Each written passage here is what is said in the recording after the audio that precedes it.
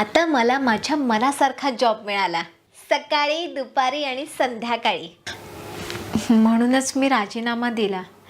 आमची जबाबदारी तरी कोणी घेतली असती का? माझे खर्च सुद्धा कमी झाले.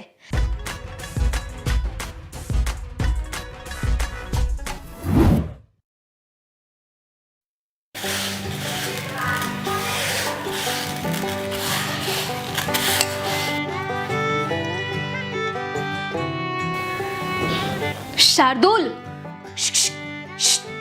अरे शार्दूल,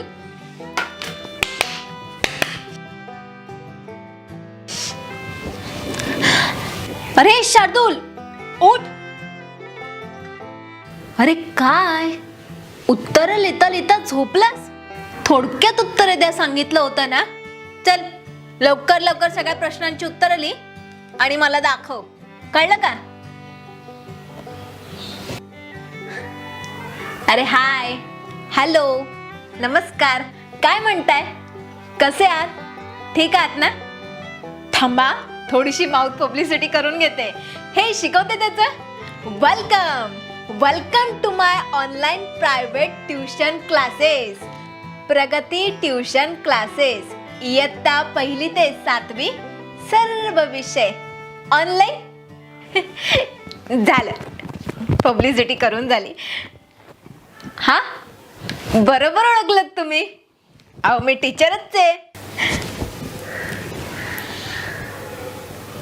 काय विचारलं? शाळा कोणती? बापरे, शाळेचं नाव सुद्धा काढू नका. नाही हो, भीती वाटते. नाही म्हणजे मी शाळेतच शिकवत होते. इथे कसं इयत्ता 1ली ते 7वीच्या मुलांना शिकवते, अगदी तसंच DK विद्यालयात शिकवत होते.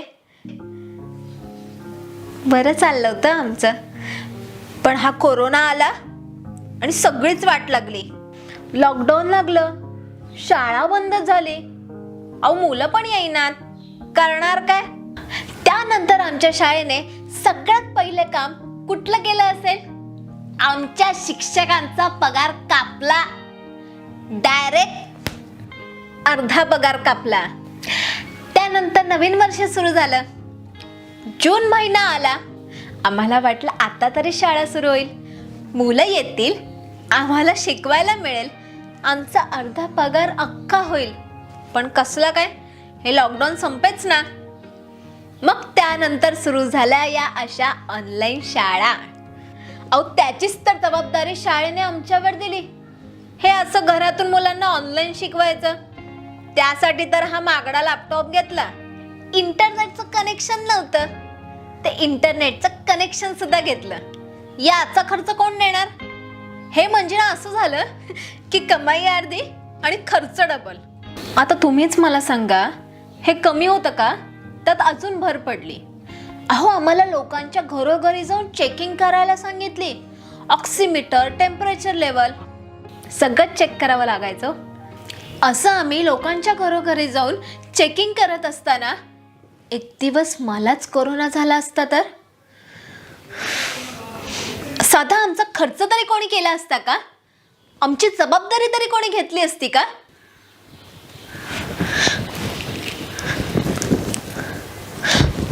अरे सोहम, अरे तुला गणित सोडवायला सांगितली होती ना, काय चाललंय तुझं? सॉरी या.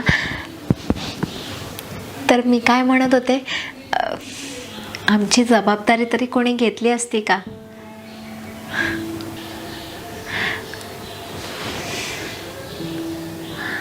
माझ्या घरात माझे आई बाबा आहेत. लहान भावाचं शिक्षण चालू आहे. उद्या मला जर काही झालं असतं तर यांनी काय केलं असतं सांगा बरं. पटतंय की नाही पटत तुम्हाला? या जॉबमध्ये रिस्क होती ना, होती की नाही? म्हणूनच मी राजीनामा दिला. तुम्हाला सांगते, पहिले पहिले ना खूप वाईट वाटलं. जॉब गेला ना, घरातले सगळे बोलायला लागले, भांडणं व्हायला लागली. तू असं का केलंस?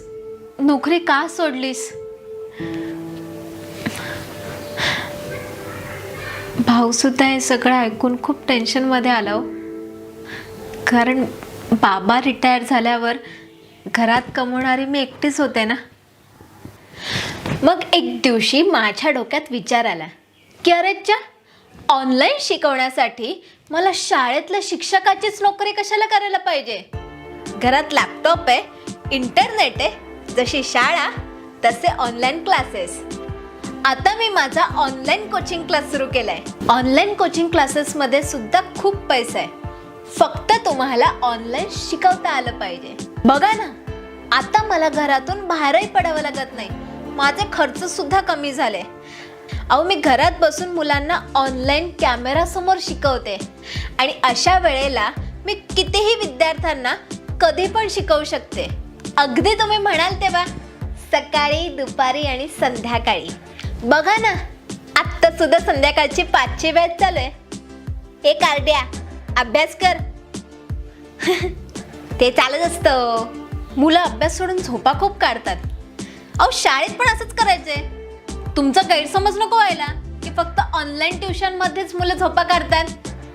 अहो, मी शाळेत सुद्धा मुलांना अशी झोपायचे ना, तर मी त्यांना झोपेत न उठवायचे.